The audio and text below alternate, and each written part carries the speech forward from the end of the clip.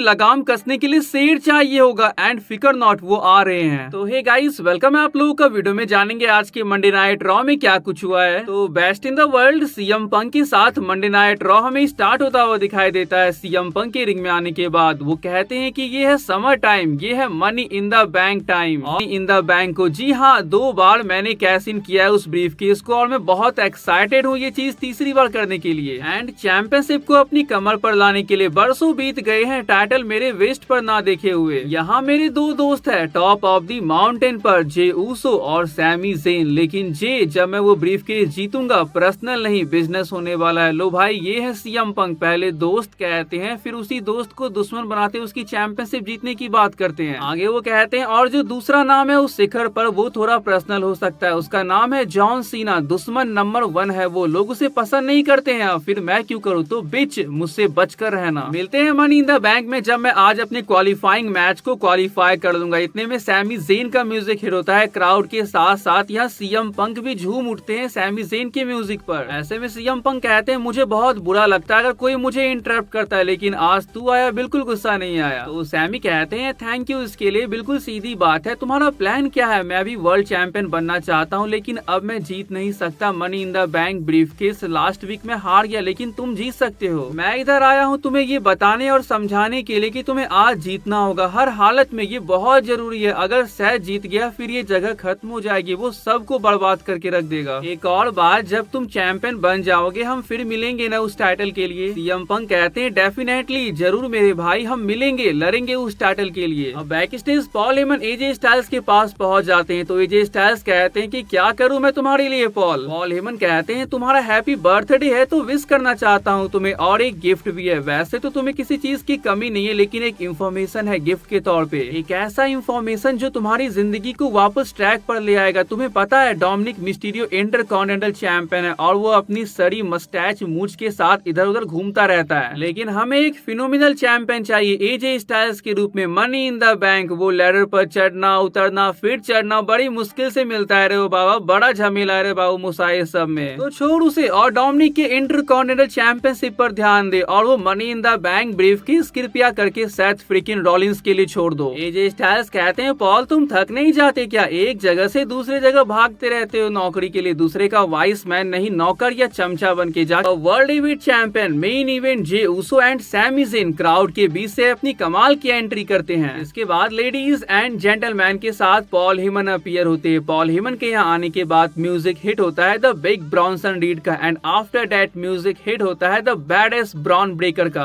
अब ये दोनों WWE के फ्यूचर सुपरस्टार आ चुके थे। पॉल हेमन के साथ इनका मैच होने वाला था Sami Zayn and Jey Uso के साथ। मैच स्टार्ट होता है और ये बहुत ही अच्छा चल रहा होता है। इसके लास्ट मोमेंट पे हमें क्या देखने को मिलता है कि जे ऊसो सुसाइड ड्राइव लगाते हैं एंड जब वो रिंग साइड गिरे हुए होते हैं तो सेथ रॉलिंस स्टॉम्प करते हैं जे ऊसो को। इसके बाद सैमी ज़ेन को जिंदा टपकाने के लिए उन्हें कमेंट्री टेबल पर लेटा सेथ रॉलिंस ऑर्डर देते हैं ब्रॉन्सन रीड को सुनामी लगाने के लिए उनके ऊपर। ऐसे में स्टील चेयर के साथ सीएम पंक यहाँ अपीयर होते हैं एंड वो Bron Breakker and Bronson read को तोड़ के देते हैं। अब जैसे वो रिंग में एंटर करते हैं कि सेथ रॉलिंस दुम दबाकर यहाँ से भाग जाते हैं। ब्रॉन ब्रेकर इतना कुछ होने के बावजूद रिंग में जाकर सीएम पंक को मारना चाहते थे लेकिन सेथ रॉलिंस उन्हें किसी तरह से कंट्रोल करते हैं। अब सैमी ज़ेन बैक स्टेज होते हैं, साइड से कैरन क्रॉस अपीयर होते हैं और वो कहते हैं कि सैमी तू ठीक है ना रे मेरे भाई? सैमी ज़ेन खड़े होते हैं और कहते हैं कि हे तेरा प्रॉब्लम क्या है मेरे साथ, तू हमेशा मेरे आगे पीछे घूमता रहता है, क्या पागलपन है तेरा? कैरन क्रॉस कहते हैं कि क्योंकि मुझे लगता है कि तू झूठ बोल रहा है, सबको अपने आप से झूठ बोल रहा है। तू एक वर्ल्ड चैंपियन बन सकता था, तुझे जो करना था वो तूने नहीं किया। सैमी तू एक अच्छा बंदा नहीं है, you are a bad guy. Sami Zayn कहते हैं चल झूठे तू गलत बोल रहा है। कैरन क्रॉस कहते हैं सैमी तुझे पता है मैं गलत हो सकता हूँ तो मैं सच्चा भी हो सकता हूँ। भाई लगता है ये बंदा कैरन क्रॉस सैमी ज़ेन के अंदर की शैतान को जगा कर मानेगा। World heavyweight champion Jey Uso अपने लॉकर रूम में होते हैं। गुंथर वहाँ पे आ जाते हैं और कहते हैं कि जस्ट वांट टू टॉक, मैं बस यहाँ पे बात करने आया हूँ। वो बतियाना शुरू करते हैं जे ऊसो से और कहते हैं तुझे पता है जे ये जो वर्ल्ड हेवीवेट चैंपियनशिप है मेरे लिए बहुत पर्सनल है, तो मैं तुझे अप्रिशिएट करूंगा तेरे एफर्ट्स के लिए। देख रहा हूँ तू बहुत कोशिश कर रहा है ग्रेट चैंपियन बनने के लिए, क्योंकि तूने अपने दिमाग को मना किया और दिल की सुन रहा है और यही वजह है कि मैं वो लेने वाला हूँ। तू बहुत सही आदमी है रे, तू सेल्फलेस है, एक सेल्फिश बिजनेस में तू आसान कर रहा है वो मेरे लिए वापस से जीतने के लिए। In a 1 week the party is over. Gunther जाने लगते हैं तो जे उन्हें रोकते हुए कहते हैं कि रुक, ऑल राइट ठीक है, देखते हैं किसके बम में है है दम। See you next week. तो अब हम बात करेंगे आज के मंडे नाइट रॉ के मेन इवेंट के बारे में, जो कि एक Money in the Bank qualifying match था। एजे स्टाइल्स वर्सेस लोगों के चहीते El Grande Americano versus CM Punk. पहली बार ये तीनों एक दूसरे के आमने सामने थे। तीनों टॉप क्लास रेसलर जब एक मैच में लड़ रहे हो, फिर दिस इज ऑसम के चैंट तो लगने ही थे। नहीं, इतना आसान नहीं था एल ग्रैंडे अमेरिकानो को अनमास्क करना। तो मैच के एंड मोमेंट पे हमें क्या देखने को मिलता है कि सीएम पंक का जीटीएस लगता है एल ग्रैंडे अमेरिकानो को और उन्हें पिन करने के लिए जाते हैं। लेकिन होता क्या है, ब्रॉन ब्रेकर सीएम पंक को रिंग के अंदर से बाहर की ओर पुल कर लेते हैं और ब्रॉनसन रीड के साथ मिलकर अटैक करना शुरू कर देते हैं। ऐसे में इन दोनों को संभालने के लिए सैमी ज़ेन और जे उसो आ जाते हैं। एक ब्रॉल स्टार्ट हो जाती है तो इन सबको शांत। इसके बाद AJ Styles phenomenal four arm के लिए जाते हैं, लेकिन उन्हें मेटल प्लेट हेडबट लगता है एल ग्रैंडे अमेरिकानो की ओर से। इसके बाद आपको पता ही है क्या होना था। एल ग्रैंडे अमेरिकानो इस मैच को जीत जाते हैं। सीएम पंक को बहुत गुस्सा आ जाता है, वो ब्रॉन ब्रेकर को मारना स्टार्ट कर देते हैं। तो सेथ रॉलिंस उन्हें बचाने के लिए आ जाते हैं। सीएम पंक रॉलिंस अपने स्टॉम्प से सबसे पहले सैमी ज़ेन, इसके बाद सीएम पंक को खत्म कर देते हैं। जे उसो अपने सुपर किक के साथ आते हैं, लेकिन आपको लगता है कि वो टिक पाते ही नंबर गेम्स के आगे। उन्हें स्पीयर और स्टॉम्प तो लगता है, इसके साथ ही साथ दो सुनामी भी लगता है ब्रॉनसन रीड का। सेथ रॉलिंस की मनमानी रुकने का नाम नहीं ले रही है, वो हर वीक मार रहे हैं सैमी ज़ेन, जे उसो और सीएम पंक को बहुत ही बुरी तरह से दर्द पहुंचा के। ठीक है भाई, जितने मजे करने सेथ रॉलिंस को करने दो। आज के लिए मनी इन द बैंक में मैच होने वाला है LA Knight versus Penta versus Andrade versus Solo Sikoa versus El Grande Americano versus Seth Rollins. Seth Rollins को तो अब बिल्कुल यकीन हो गया होगा कि वही mister Money in the bank बनने वाले हैं। क्या उखाड़ लेंगे ये बच्चे बुतरू उनका। सैमी ने क्या कहा था, अगर Seth Rollins mister Money in the bank बन गया तो सब कुछ खत्म हो जाएगा, वो सब कुछ बर्बाद करके रख देगा। लेकिन रोमन रेंज ऐसा बिल्कुल भी नहीं होने देंगे। हाँ guys, Seth Rollins mister Money in the Bank नहीं बनने वाले हैं। रोमन रेंज वापस आ रहे हैं। क्यों? तो सेथ रॉलिंस के लिए, और वो सेथ रॉलिंस को बिल्कुल भी Mister Money in the Bank नहीं बनने देंगे। पॉसिबली रोमन रेंज अपना रिटर्न करेंगे मनी इन द बैंक के लैडर मैच में।